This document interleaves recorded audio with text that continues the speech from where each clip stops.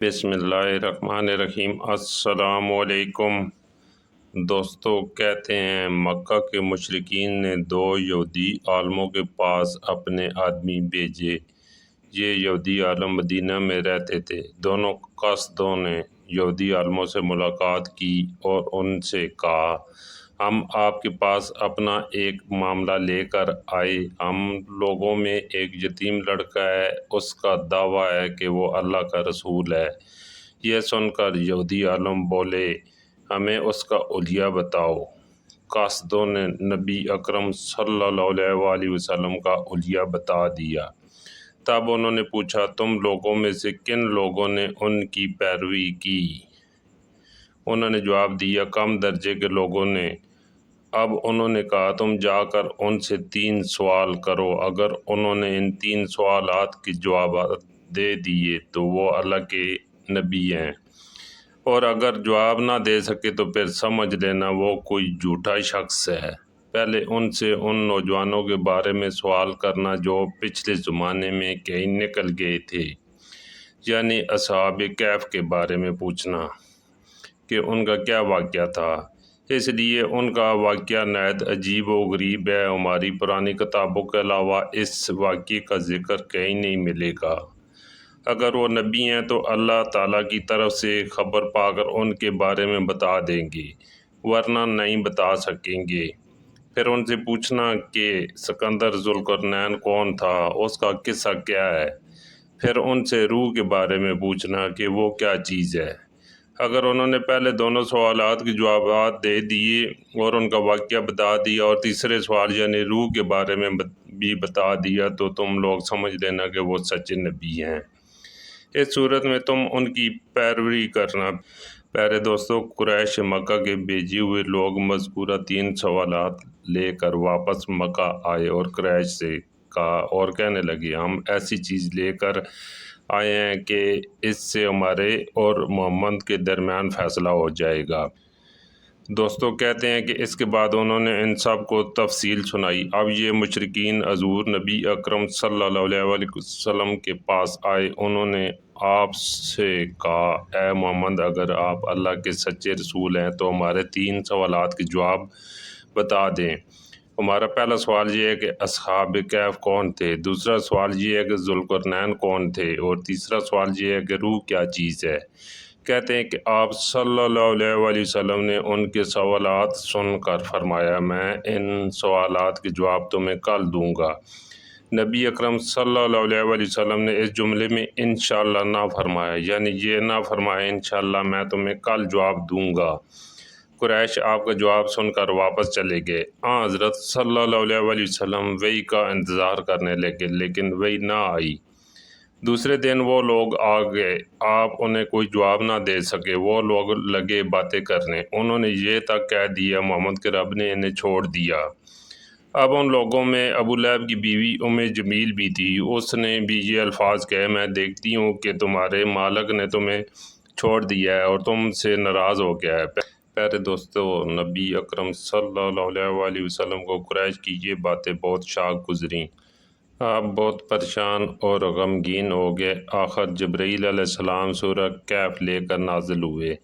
اللہ تعالیٰ کی طرف سے آپ کو ہدایت کی گئی اور آپ کسی کام کی نسبت یوں نہ کہا کیجیے کہ اس کو کل کر دوں گا، مگر اللہ کے چاہنے کو ملا لیا کیجیے، یعنی انشاءاللہ کہا کیجیے۔ آپ بھول جائیں تو اپنے رب کا ذکر کیجیے اور کہہ دیجیے کہ مجھے امید ہے میرا رب یعنی نبوت کی دلیل بننے کے اعتبار سے اس سے بھی نزدیک تر بات بتا دے گا۔ بحوالہ سورہ کہف۔ پیارے دوستو، مطلب یہ تھا کہ جب آپ یہ کہیں کہ آئندہ فلاں وقت پر میں یہ کام کروں گا تو اس کے ساتھ انشاءاللہ ضرور کہا کریں، اور اگر آپ اس وقت اپنی بات کے ساتھ انشاءاللہ ملانا بھول جائیں اور بعد میں یاد آ جائے تو اس وقت انشاءاللہ کہہ دیا کریں، اس لیے کہ وہ بھول جانے کے بعد یاد آنے پر وہ انشاءاللہ کہہ دینا بھی ایسے ہی ہے جیسے گفتگو کے ساتھ کہہ دینا ہوتا ہے۔ اس موقع پر وحی میں دیر اس بنا پر ہوئی تھی کہ آپ نے انشاءاللہ نہیں کہا۔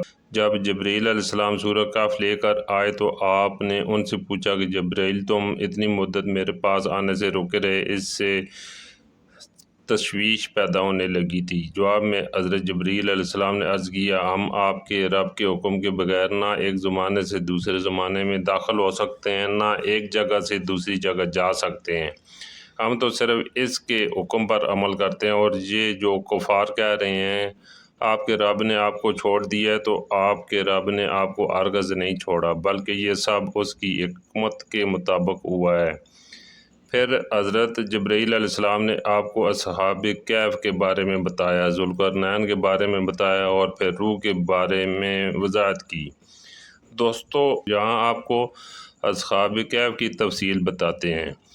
جو تفسیر ابن کثیر میں بیان ہوئی ہے، وہ چند نوجوان تھے، دین حق کی طرف مائل ہو گئے تھے اور راہ ہدایت پر آ گئے تھے۔ یہ نوجوان پرہیزگار تھے، اپنے رب کو معبود مانتے تھے، یعنی توحید کے قائل تھے، ایمان میں روز بروز بڑھ رہے تھے، اور یہ لوگ حضرت عیسیٰ علیہ السلام کے دین پر تھے۔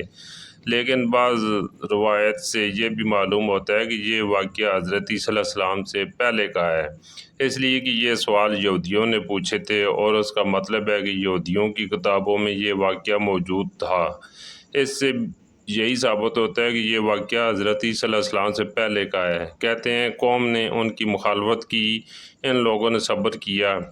اس زمانے کے بادشاہ کا نام دقیانوس تھا، وہ مشرک تھا، اس نے سب کو شرک پر لگایا ہوا تھا، بہت ظالم بت پرستی کراتا تھا۔ وہاں سالانہ میلہ لگتا تھا۔ یہ نوجوان اپنے ماں باپ کے ساتھ اس میلے میں گئے، وہاں انہوں نے بت پرستی ہوتے دیکھی۔ یہ وہاں سے بیزار ہو کر نکل آئے اور سب ایک درخت کے نیچے جمع ہو گئے۔ اس سے پہلے یہ لوگ الگ الگ تھے، ایک دوسرے کو جانتے نہیں تھے۔ آپس میں بات چیت شروع ہوئی تو معلوم ہوا یہ سب بت پرستی سے بیزار ہو کر میلے سے چلے آئے۔ ابھی آپس میں گول مل گئے، انہوں نے اللہ کی عبادت کے لیے ایک جگہ مقرر کر لی۔ رفتہ رفتہ مشرک قوم کو ان کے بارے میں پتہ چل گیا، وہ انہیں پکڑ کر بادشاہ کے پاس لے گئے۔ بادشاہ نے ان سے سوال کیے تو انہوں نے نہایت دلیری سے شرک سے بری ہونے کا اعلان کیا۔ بادشاہ اور درباریوں کو بھی توحید کی دعوت دی۔ انہوں نے صاف کہہ دیا، ہمارا رب وہی ہے جو آسمان اور زمین کا خالق ہے، اور یہ ناممکن ہے کہ ہم اس کے سوا کسی اور کی عبادت کریں۔ ان کی اس صاف گوئی پر بادشاہ بگڑ گیا۔ اس نے انہیں ڈرایا دھمکایا اور کہا، اگر یہ باز نہ آئے تو میں انہیں سخت سزا دوں گا۔ بادشاہ کا حکم سن کر ان میں کوئی کمزوری پیدا نہ ہوئی، ان کے دل اور مضبوط ہو گئے، لیکن ساتھ ہی انہوں نے محسوس کر لیا کہ یہاں رہ کر وہ اپنی دینداری پر قائم نہیں رہ سکیں گے، اس لیے انہوں نے سب کو چھوڑ کر وہاں سے نکلنے کا ارادہ کر دیا۔ جب یہ لوگ اپنے دین کو بچانے کے لیے قربانی دینے پر تیار ہو گئے تو ان پر اللہ تعالیٰ کی رحمت نازل ہوئی۔ ان سے فرما دیا گیا، جاؤ تم کسی غار میں پناہ حاصل کرو، تم پر تمہارے رب کی رحمت ہوگی اور وہ تمہارے کام میں آسانی اور راحت مہیا فرمائے گا۔ پس یہ لوگ موقع پا کر وہاں سے بھاگ نکلے اور ایک پہاڑ کے غار میں چھپ گئے۔ قوم نے انہیں ہر طرف تلاش کیا لیکن یہ نہ ملے۔ اللہ تعالیٰ نے انہیں ان کے دیکھنے سے عاجز کر دیا تھا۔ دوستو، یاد رہے بالکل اسی قسم کا واقعہ حضور نبی کریم صلی اللہ علیہ وسلم کے ساتھ پیش آیا تھا، جب آپ نے حضرت ابوبکر صدیق رضی اللہ تعالیٰ عنہ کے ساتھ غار ثور میں پناہ لی تھی، لیکن مشرکین غار کے منہ تک آنے کے باوجود آپ کو نہ دیکھ سکے۔ اصحاب کہف کے بارے میں بھی چند روایت میں تفصیل اس طرح ہے کہ بادشاہ کے آدمیوں نے ان کا تعاقب کیا اور غار تک پہنچ گئے، لیکن غار میں وہ ان لوگوں کو نظر نہیں آئے۔ قرآن کریم کا اعلان ہے کہ اس غار میں صبح شام دھوپ آتی جاتی ہے۔ یہ غار کسی شہر کے کسی پہاڑ میں ہے، یہ دینی طور پر کسی کو معلوم نہیں۔ پھر اللہ تعالیٰ نے ان پر نیند طاری کر دی، اللہ تعالیٰ انہیں کروٹیں بدلواتے رہے، ان کا کتا بھی غار میں ان کے ساتھ تھا۔ پیارے دوستو، اللہ تعالیٰ نے جس طرح اپنی قدرت کاملہ سے انہیں سلا دیا تھا، اسی طرح انہیں جگا دیا۔ وہ 309 سال تک سوتے رہے۔ اب 309 سال بعد جاگے تو بالکل ایسے تھے جیسے ابھی کل ہی سوئے تھے۔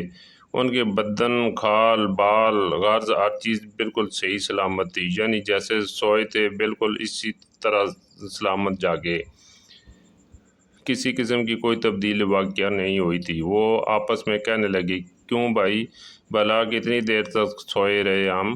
ایک نے جواب دیا کہ 1 دن یا اس سے بھی کم۔ یہ بات اس نے اس لیے کہی تھی کہ وہ صبح کے وقت سوئے تھے اور جب جاگے تو شام کا وقت تھا، اس لیے انہوں نے یہی خیال کیا کہ وہ 1 دن یا اس سے کم سوئے ہیں۔ پھر ایک نے یہ کہہ کر بات ختم کر دی، اس کا درست علم تو اللہ کو ہے۔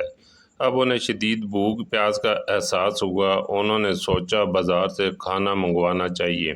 پیسے ان کے پاس تھے، ان میں سے کچھ وہ اللہ کے راستے میں خرچ کر چکے تھے، کچھ ان کے پاس باقی تھے۔ ایک نے کہا ہم میں سے کوئی پیسے لے کر بازار چلا جائے اور کھانے کی کوئی پاکیزہ اور عمدہ چیز لے کر آ جائے، اور آتے ہوئے اس بات کا خیال بھی رکھے کہ کہیں لوگوں کی نظر اس پر نہ پڑ جائے۔ سودا خریدتے وقت بھی ہوشیاری سے کام لے، کسی کی نظروں میں نہ آئے۔ اگر انہیں ہمارے بارے میں معلوم ہو گیا تو ہماری خیر نہیں۔ دقیانوس کے آدمی ابھی تک ہماری تلاش میں ہوں گے۔ چنانچہ ان میں سے ایک غار سے باہر نکلا، اسے سارا نقشہ ہی بدلا ہوا نظر آیا۔ اب اسے کیا معلوم تھا کہ وہ 309 سال تک سوتے رہے۔ اس نے دیکھا کوئی چیز اپنے پہلے حال پر نہیں تھی، شہر میں کوئی بھی اسے جانا پہچانا نظر نہ آیا۔ یہ حیران پریشان اور ڈرے ڈرے انداز میں آگے بڑھ رہا تھا، اس کا دماغ چکرا رہا تھا، سوچ رہا تھا کل شام تو ہم اس شہر کو چھوڑ کر گئے تھے، پھر یہ اچانک کیا ہو گیا؟ جب زیادہ پریشان ہوا تو اس نے اپنے دل میں فیصلہ کیا مجھے جلد از جلد سودا لے کر اپنے ساتھیوں کے پاس پہنچ جانا چاہیے۔ آخر وہ ایک دکان پر پہنچا، دکاندار کو پیسے دیے اور کھانے پینے کا سامان طلب کیا۔ دکاندار اس سکے کو دیکھ کر حیران رہ گیا۔ اس نے وہ سکہ ساتھ والے دکاندار کو دکھایا اور بولا بھائی ذرا دیکھنا یہ سکہ کس زمانے کا ہے؟ اس نے دوسرے کو دیا۔ اس طرح سکہ کئی ہاتھوں میں گھومنے لگا۔ کئی آدمی وہاں جمع ہو گئے۔ آخر انہوں نے اس سے پوچھا تم یہ سکہ کہاں سے لائے؟ تم کس ملک کے رہنے والے ہو؟ جواب میں اس نے کہا میں تو اسی شہر کا رہنے والا ہوں، کل شام ہی کو تو یہاں سے گیا تھا۔ یہاں کا بادشاہ دقیانوس ہے۔ وہ سب کی بات سن کر ہنس پڑے اور بولے یہ تو کوئی پاگل ہے، اسے پکڑ کر بادشاہ کے پاس لے چلو۔ آخر اسے بادشاہ کے سامنے پیش کیا گیا۔ وہاں اسے سوالات ہوئے۔ اس نے تمام حال سنایا۔ بادشاہ اور سب لوگ اس کی کہانی سن کر حیرت زدہ رہ گئے۔ آخر انہوں نے کہا اچھا ٹھیک ہے، تم ہمیں اپنے ساتھیوں کے پاس لے چلو، وہ غار ہمیں بھی دکھاؤ۔ چنانچہ سب لوگ اس کے ساتھ غار کی طرف روانہ ہوئے۔ ان نوجوانوں سے ملے اور انہیں بتا دیا کہ دقیانوس کی بادشاہت ختم ہوئے 3 صدیاں بیت چکی ہیں اور اب یہاں اللہ کے نیک بندوں کی حکومت ہے۔ بہرحال دوستو کہتے ہیں کہ ان نوجوانوں نے اپنی بقایا زندگی اس غار میں گزاری اور وہیں وفات